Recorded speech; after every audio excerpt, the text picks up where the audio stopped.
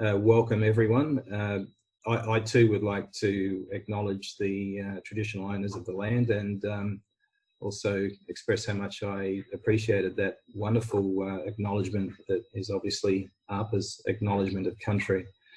It's a real pleasure to be with you. And see familiar faces on the Zoom screen, and it's a special occasion because, as you can see from the title, we have a 30th anniversary of ARPA coming up. It's 30 years actually on the 26th of June, which is just around the corner.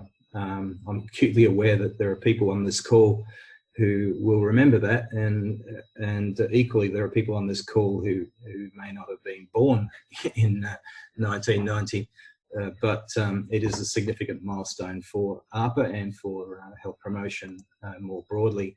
I won't dwell on my introduction because you've heard it, but I guess the important thing to note here is that I have both, I have NGO, academic and global hats, and you'll see particularly the global focus come through in some elements of what I'll present to you, which is, by my way of reckoning, I've got about a minute on each one of these 30 years, but I'm going to cover it off in two theme areas. One, I think it's really important to touch upon where we've been and the history that underpinned the formation of ARPA, but more importantly, some insights or some views that I have about where we're going from here. I guess an important starting point with respect to where we've been is to acknowledge some key figures, some mentors and some leaders. Very sadly, some of them not with us anymore. The three hombres on the top right, two really important mentors for me, with me in the middle there.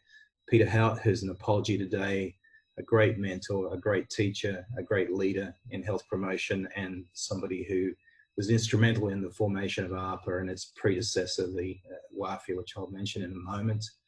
On the top left, likewise, the inaugural editors of the journal, Betty Durston in the centre, who unfortunately is also no longer with us, Ray, I mentioned previously, and Dr. Charles Watson. And on the bottom left, Jenny Collins is worth highlighting there. That's a very early Health Promotion Committee conference meeting. Jenny was our first paid staff member and executive officer, and instrumental in our formation as well. Okay, 1990, a long time ago, and as I said before, some of you may not have been born. If you were, if you're aged around 40 right now, you would know all about Beverly Hills 90210 and Teenage Mutant Ninja Turtles, which you might have been playing with or owned at the time.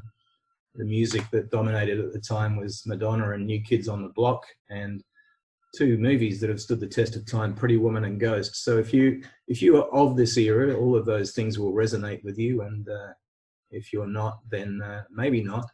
But also, as I said before, at this time, ARPA was in its gestation and beginning to be established. The West Australian Professional Health Educators Association is really important in this because it was founded by a group of people pictured on the left, and in particular the inaugural president, Peter Hout. And that organisation began this process. There's some really important things on a couple of slides here about the process. So in April 1989, we surveyed members to gauge support to include health promotion in our title, and the association's title also taking a national focus. In 1989, also, we had a subcommittee formed at the AGM, a National Association subcommittee, and drafted a paper or a proposal for the formation of National Health Promotion Association. In February 1990, we held a meeting to develop a new constitution, and in February 1990 as well, at the third National Health Promotion Conference in Melbourne, we had a public meeting to gauge national support for this idea. The rest happened very quickly, and the Australian Association of Health Promotion Professionals, or later ARPA, was created by a name change from WAFIA on the 26th of June 1990. Importantly, of course, at that same AGM, the new constitution was ratified, and we had an election, and I was elected first president, which is a key reason why I'm speaking with you today.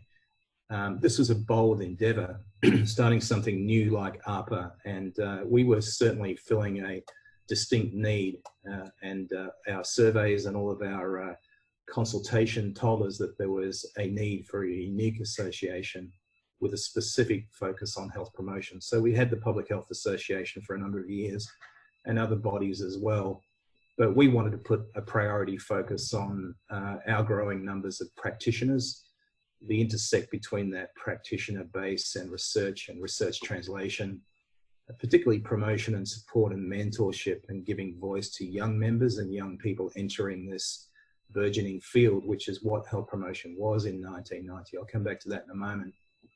We also had some very important early commitment to business and sustainability priorities. Membership growth was critical for financial sustainability and voice and reach.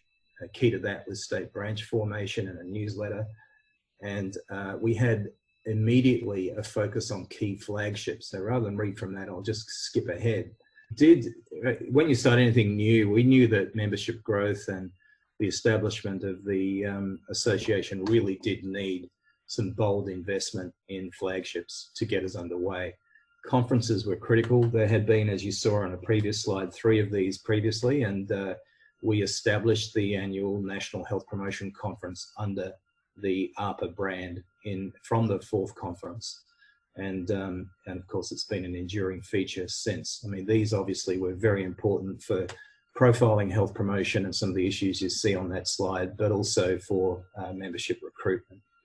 The second flagship was the journal, and you'll see the evolution of the look and feel of that there, and some of the early issues, some of them special issues as well. And I've already acknowledged the editors. Part of the backstory, which I don't really have time to give you here, is that this was a significant risk as well as a bold endeavour. Ray and I met with journal publishers who all told us that we needed 1,000 subscribers to be sustainable. We had 168 members at this point, and we bit the bullet, and there was generous support from the Department of Health in Western Australia. But as you can see, volume 1, number 1 was August 1991, which is only a year after our formation. So this was another critical flagship. And attached to the conference and more broadly, we've invested in accord with our key priorities about developing young leaders and developing young practitioners in a raft of professional development activities, which started from day one, but which have continued since. You'll see in the period that I was president from 1990 to 1997, the membership growth and the progressive establishment of branches. They were usually associated, the branch formation, with hosting of the conference, which was a catalyst for branch formation. And it would be remiss of me at this point in talking about when I was president not to recognise Lily O'Hara, who was the first recipient of the banner to become the 2nd president of ARPA in 1997 in Darwin, which Jenny Judd would remember fondly. I mentioned it was a tumultuous time and a really interesting time where health promotion was really put on the map. This was 4 years after the Ottawa Charter. Ottawa Charter gave birth to this earliest articulation, not necessarily the notion, but the articulation of the notion that health requires a comprehensive approach, and that you change behaviour and you change structures and you change culture best when you're addressing these 5 tenets simultaneously. And I won't go through them because this audience is very familiar with them, but I think you all know 30 years on what a critically important role this document played in shaping health promotion. And ARPA was born when that was really in its acceleration phase. And we've applied it in Australia. I won't speak to these slides, but just to highlight that in Australia, we've applied it very, very well. You know, and the spectacular reductions in tobacco, smoking cessation as outlined in this slide, and the points on this slide detailing a comprehensive approach is a wonderful public health success, as is the reduction in the road toll. There are numerous others, immunisation, etc., which did rely on a combined approach of policy, advocacy, public education, community mobilisation, and the other tenets of the Ottawa Charter. Of course, the Ottawa Charter, if we sort of scan 30 years forward, was very, very ahead of its time. But since that time, we've added very, very important additional concepts, either through the WHO or UN conferences or nationally and internationally, the discourse around equity and social determinants of health, that this is a truly cross-sectoral issue.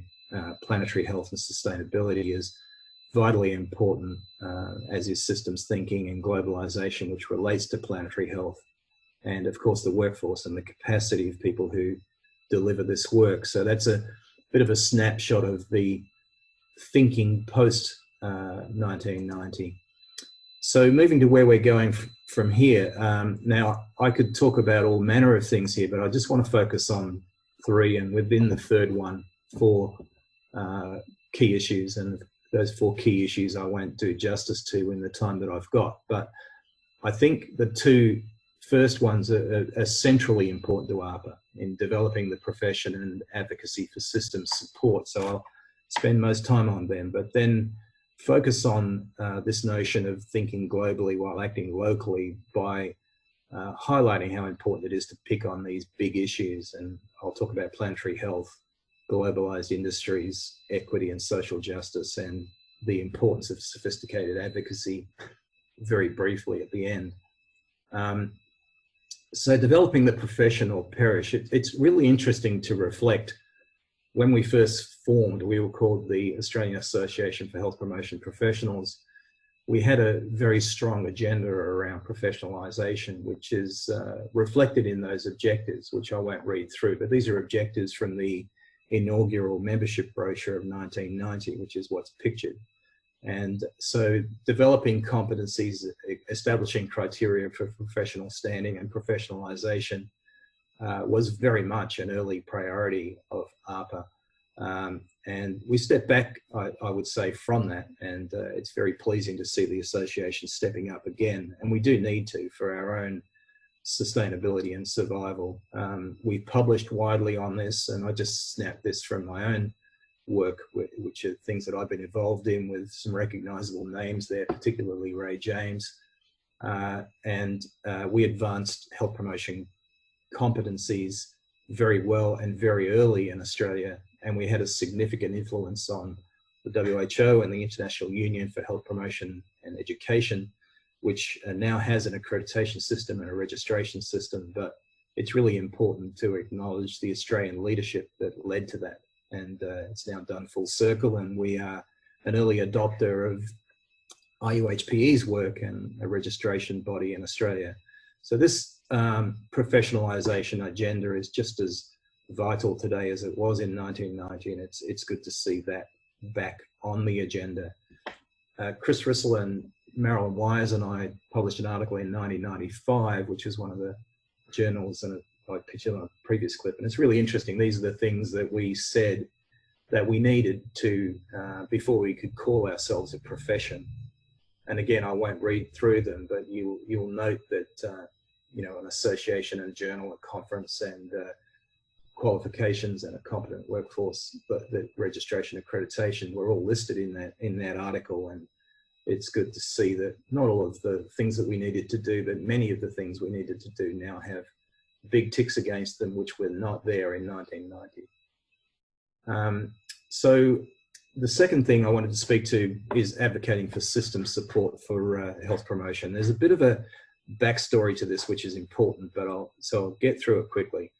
I was very lucky, you know, as a key representative of the IUHPE to attend all of the United Nations meetings, which were about advancing non-communicable disease prevention. These were terrific opportunities for health promotion, prevention more broadly.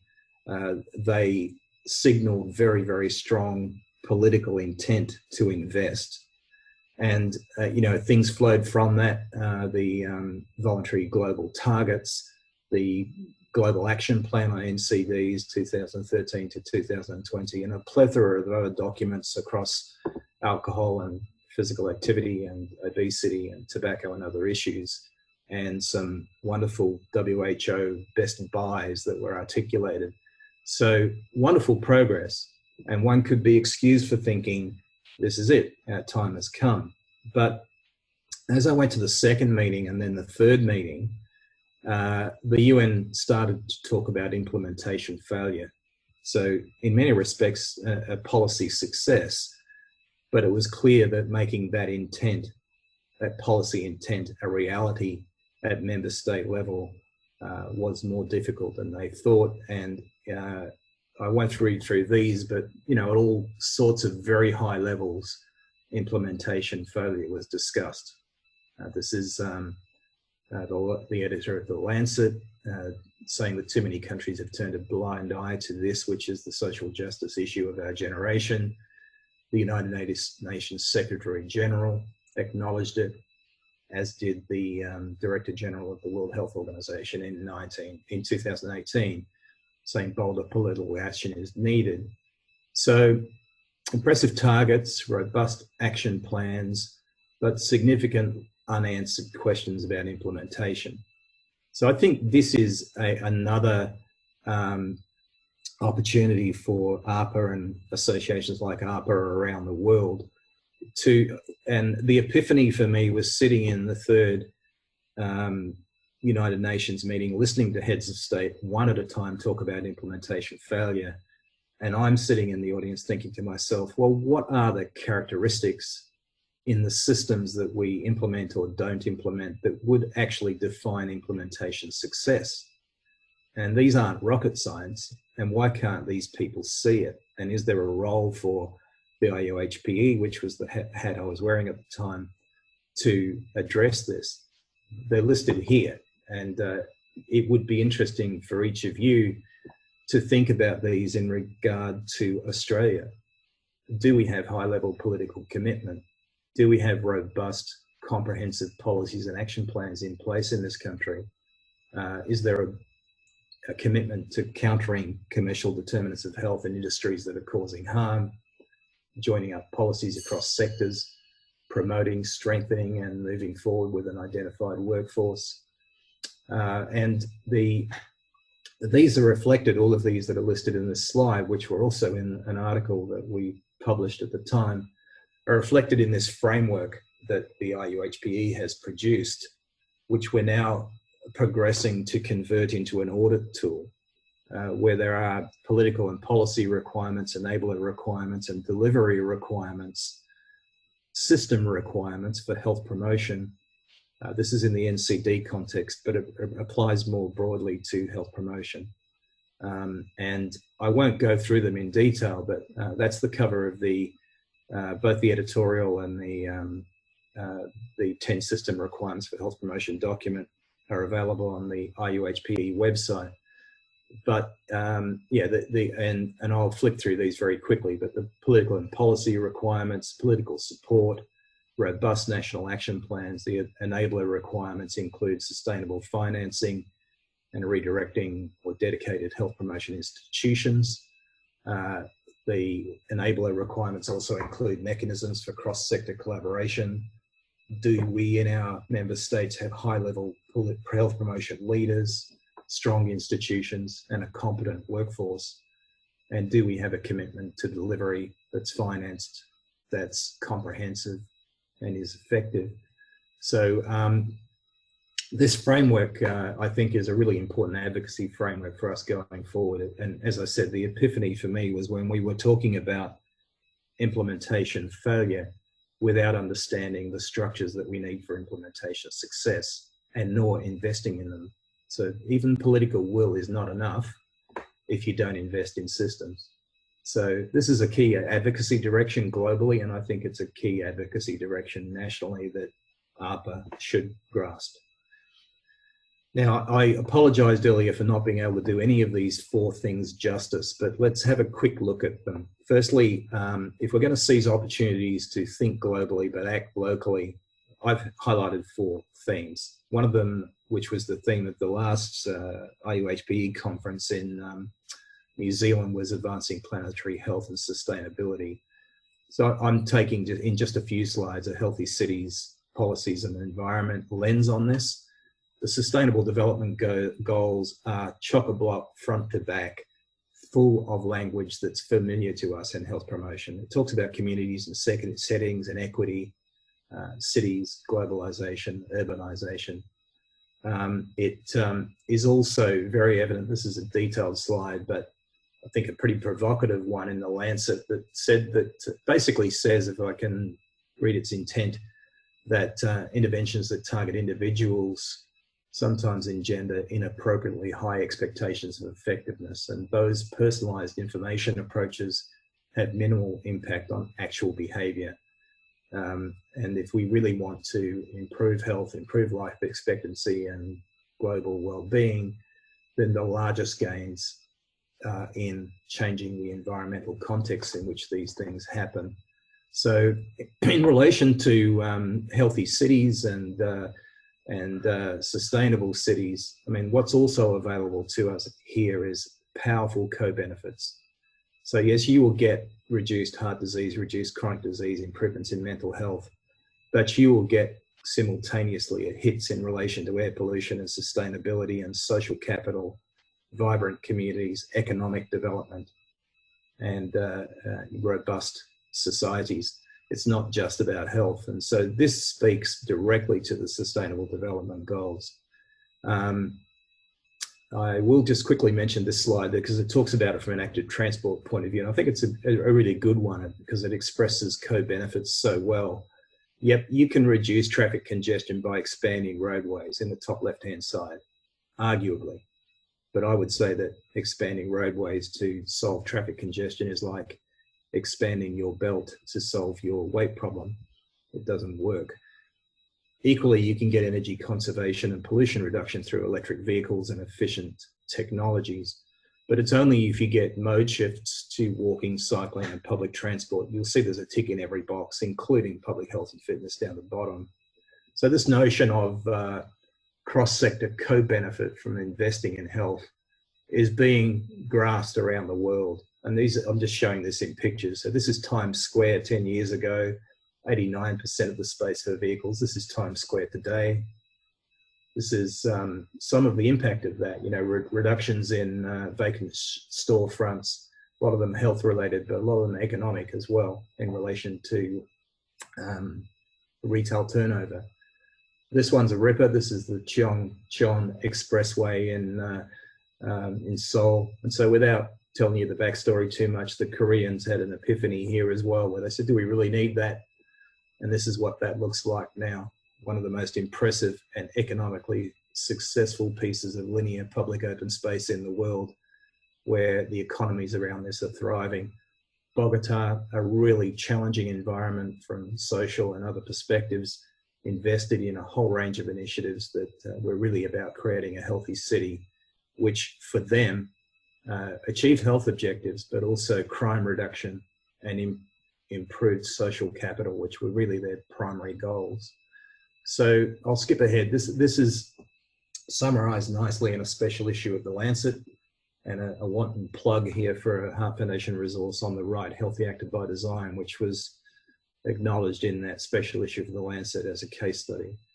So planetary health, healthy cities, this is home turf for health promotion, and it's one of the 4 things that I've identified in this part of the presentation. Secondly, opposing globalized industries that cause harm. There's good work going on around the world in this space. We certainly don't have it beaten in Australia. We need to be completely upfront about people's health being more important than industry profits, particularly those industries that cause harm. We still see this stuff prevalent all over the world. These pictures are taken all over the world of junk relentlessly targeting kids. So we need to have a voice about that, and health bodies are counterpunching. So there's a few pictures here from Live Lighter and from on the top right, London Transport Network, who's banned junk food adverts on their bus stops and all of the properties that are owned by Transport for London. We try where we can to complain. These are a bunch of standards, advertising standards complaints. Only one of them has been successful, the one on Cocoa Pops. But we can do that. There's great work going on in other countries. This is the announcement of new food labeling laws in Mexico. mirroring Chile, where there is no cartoons, no cartoon characters allowed in any form of marketing by junk food. So you don't see a monkey on Cocoa Pops in Chile or Mexico. So we are fighting back. This is a picture of opposition to a McDonald's store being built next to Guildford Primary School here in Western Australia. This is the relentless promotion by an old foe, tobacco, using old methodology with, in some instances, quite offensive imagery to promote e-cigarettes. So these people don't go away. They are truly globalized, and we need to be globalized as well. And what the tobacco industry is still doing, these pictures are from Indonesia, in lower middle income settings around the world are atrocious. Even going to the extent on the left-hand side of saying don't quit. That was a tobacco industry promotion and sponsorship of ultimate fighting, and don't quit in the fighting context, but we can all see the double meaning of don't quit. Thirdly, and second last, and this speaks to social justice issues, and I clearly won't be doing this justice, but it's really important to call it out. So we've had some stark reminders just in the last few weeks about stamping out racism and healing intergenerational trauma around the world, and for Aboriginal and Torres Strait Islander people here especially. I mean, these images from the protests and the activities post George Floyd murder are both tragic and at the same time uplifting because of the community mobilisation that it engenders. But this is a global issue, as we know. It's only a week since we had National Reconciliation Week, and in this together, a very appropriate theme. And so our record here isn't good as a nation, as you all know. This is progress against the closing the gap targets, profoundly disappointing. If I was going to, in the interest of time, use two words, and disappointing, as you can see, in some areas more than others, particularly life expectancy and the health indicators. What we have in common across the world, I guess, if I can summarize some of the key points in this article by Mr. Ketchell in a few weeks, or in February, is that there's a big gap between not just in our work, but in the laudable policy ambition versus what is actually being done in a policy context. And the third point I would emphasize as well, that we don't really have measures in place for evaluation. And when we do, they don't occur often enough in a way that captures the voices of those affected by those policies, Aboriginal people. And we've never tackled head on the key issue here, which is actually a big gulf between a power gulf that speaks to political autonomy, economic resources, and self-determination. So this is a critical issue for Australia. If you really want to see a great new video on this, West Australians may have had a look at this, but just copy down the title. If you Google Journey of Health and Wellbeing, Department of Health, WA, and you'll come up with this fantastic animatic video which summarizes the intergenerational trauma, which is really important to acknowledge and speak to, listed on that slide, but then moves also very quickly and appropriately to intergenerational healing and what's required in this country by way of solutions that speak to some of the things I mentioned earlier. So in the interest of time, I'll just give that video a plug and encourage you to go and view it. For each of us as individuals, I saw this little graphic on the left on Facebook, actually, from a niece of mine. And I think it says things really well in terms of, you know, we all have a responsibility to, in this regard, in our own hearts, in our own homes, in our own environments, if we want things to change globally. She sent me this personal creed, which I've now adopted and made a point of, I always try, as we all do, to do this, but no matter, to read through it, no matter how open-minded, socially conscious, anti-racist I think I am, I still have old, learned, hidden biases that I need to examine. And it is my responsibility to check myself daily for my stereotypes, my prejudice, and ultimately discrimination.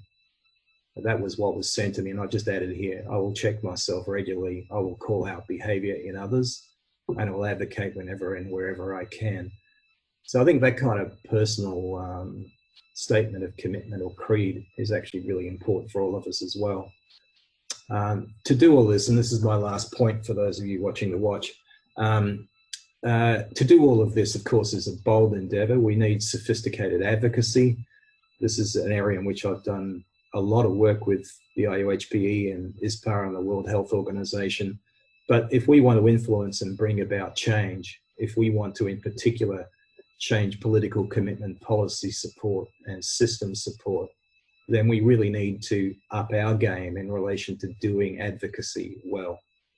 And, you know, in my view of advocacy, it operates at least 5 levels. And I developed this model where you can see those 5 levels under imperative 5. But this is really about converting and translating our evidence into robust advocacy action to make a difference.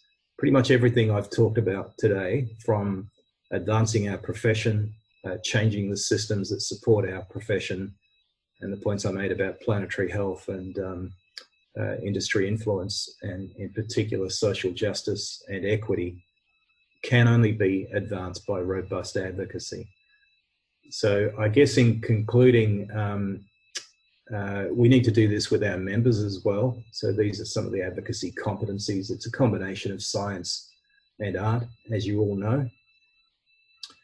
So what do we take out of this as a society? You know, at some levels, these things are so big picture and so daunting, and we're a small part of a big wheel, that it can be too daunting. But we, in our strategic planning as AHPA and as a health promotion body more broadly, and this is my last slide, can take lessons, can take future directions from what I've presented today. We need to be better mobilised on behalf of the field and those who work in it. So this, of course, points to advocacy. I do think there is a very important, there always has been since 1990, specific role for AHPA to take on in relation to professionalisation. Absolutely, it is the right path. And advocate for system support. That tool is available from IUHPE, and I think it's really good, I think, just to have up our sleeve when people say something's not working, to ask questions. Is this financed? Is there a strong institution that's backing it? Do we have a competent and strengthened workforce? And many of those building blocks, the systems for health promotion, are not anywhere near strong enough in this country and in other countries. And we need to think globally and speak out, act locally on these big issues, the 3 that I spoke to. So, and you'll appreciate there are many, many more, but in the context of one presentation, I've zeroed in on the 3 that I think are most important. Thank you all. That's my email address if you want to make contact, and thank you very much.